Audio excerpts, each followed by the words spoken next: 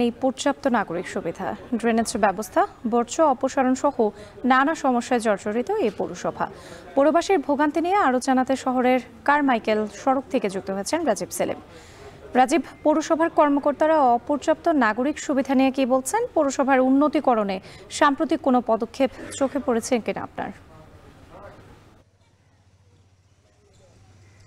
রাত্রি পৌর কর্তৃপক্ষ বরাবরই যে এই নাগরিক সুবিধাগুলো আসলে ব্যাহত হওয়ার কারণ হিসেবে জানাচ্ছে তাদের জনবল সংকট এবং নাগরিক সুবিধাগুলো দিতে যে ধরনের সামগ্রী প্রয়োজন সেগুলো তাদের সংকট রয়েছে। এই কথা তারা বারবারই বলছেন যে এখন আমি যে জায়গাটিতে দাঁড়িয়ে রয়েছি কারমাইকেল রোড, এখানে ময়লা আবর্জনা রাখা হয়। আশপাশের এলাকাগুলো থেকে ছোট ছোট গাড়িতে করে এখানে ময়লা আবর্জনাগুলো এনে জড়ো করা হয় এবং দিনের বেশিরভাগ সময় ময়লাগুলো এখানেই থাকছে এবং পশু পাখি ছিন্নমূল মানুষরা এই ময়লাগুলো তারা এই এলোমেলো করছে এবং রাস্তার অর্ধেকটা পর্যন্ত এই ময়লা চলে আসছে, যাতে করে যানবাহন চলাচলে বিঘ্ন হচ্ছে। আর এছাড়া যে পৌরবাসীর যে আরও ভোগান্তি রয়েছে সেগুলোর মধ্যে আরেকটি হচ্ছে ড্রেনেজ ব্যবস্থা। পুরনো ড্রেনেজ ব্যবস্থার কারণে আসলে অল্প বৃষ্টিতেই জলাবদ্ধতা হয়ে যাচ্ছে এবং জলাবদ্ধতা থাকছে 2-3 দিন ধরে বৃষ্টির পরেও।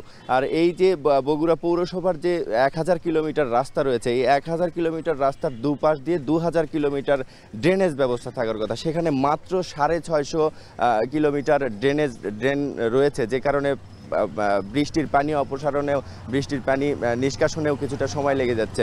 আর এই ধরনের ডাস্টবিনগুলো বেশ কয়েকটি জায়গায় রয়েছে বগুড়া শহরের প্রবেশ পথগুলোতে। এই ধরনের ডাস্টবিন থাকার কারণে পৌরবাসীর ভোগান্তি চরমে। আর এই যে সংকট, এই সংকট নিরসনে যেটি আসছে সেটি হচ্ছে বগুড়া পৌরসভাকে সিটি কর্পোরেশনে উন্নীত করা হচ্ছে। আসলে এই সিটি কর্পোরেশনে উন্নীত করার বিষয়টি যখন এসেছে তখন থেকেই এই ভোগান্তিগুলো বেড়েছে।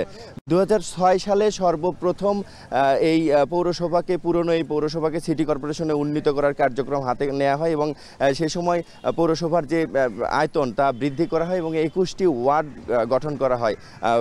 তারপর এই 6 সালে যে পদক্ষেপ নেওয়া হয় সিটি কর্পোরেশন করার, তখনই সেটি বন্ধ হয়ে যায় এবং 2006 সাল থেকে এই পৌরসভার যে আয়তন সেটি বড় হয়, কিন্তু নাগরিক সুবিধা যেটি সেটি বৃদ্ধি পাচ্ছে না।